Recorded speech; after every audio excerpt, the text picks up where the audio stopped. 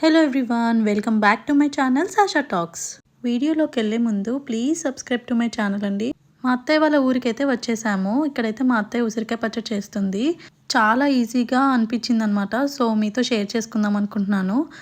ముందుగా కేజీ ఉసిరికాయని అలా ఉడకపెట్టుకోవాలి ఆయిల్లో.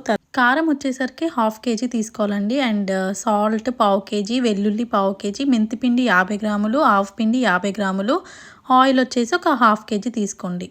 ఇప్పుడు తయారీ విధానం చూద్దాం. ఉప్పు 2 స్పూన్లు, మెంతిపిండి 2 స్పూన్లు, ఆవాల పిండి ఒక 2 స్పూన్లు, కారం 1 గ్లాసు, ఎల్లిపాయలు 1/4 కిలో, రుచికి తగ్గట్టు ఆయిల్, ఉప్పు, కారం, పసుపు, మెంతిపిండి, ఎల్లిపాయలు 1/4 కిలో కారం వేసుకొని అన్నీ కలిపి మనం మిక్స్ చేసుకోవాలి. అన్నీ కలవాలి మంచిగా. కలిసిన తర్వాత మనం ఉసిరికాయలు వేయించుకున్నాం కదా, అవి మంచిగా గోల్డ్ కలర్ రావాలి. వచ్చిన తర్వాత మనం పట్టుకొని చూడాలి. ఇట్లా పట్టుకున్నప్పుడు ఇట్లా నొక్కుతాం కదా, 4 పలకలుగా కాయ రావాలి. వచ్చిన తర్వాత పూర్తిగా చల్లారనియాలి, ఏది లేకుండా.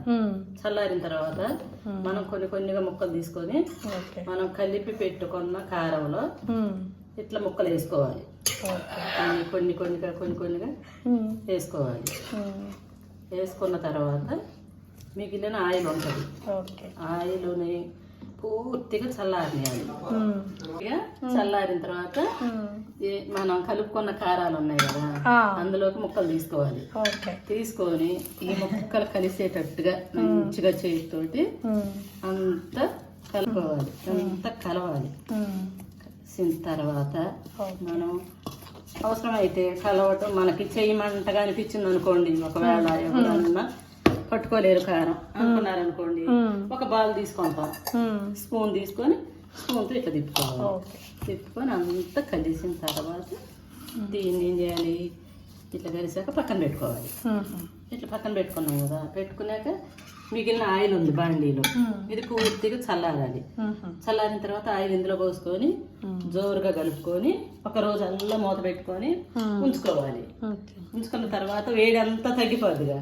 తగ్గిపోయిన తర్వాత మనకు నచ్చిన బౌల్లో పెట్టుకొని ఫ్రిడ్జ్ లో స్టోర్ చేసుకోవాలి. కావాలంటే ఒక నిమ్మకాయ కూడా పిండుకోవచ్చు. సో ఎంతో ఈజీగా అయిపోయే ఉసిరికాయ పచ్చడి మా అత్తయ్య స్టైల్లో రెడీ అయిపోయిందనమాట. చాలా టేస్టీగా ఉంది. ఈ కొలతలతో ఒకసారి ట్రై చేసి చూడండి. చాలా టేస్టీగా అండ్ ఈజీగా అయిపోతుంది. Thanks for watching. సబ్స్క్రైబ్ చేసుకోవడం మర్చిపోకండి. బాయ్.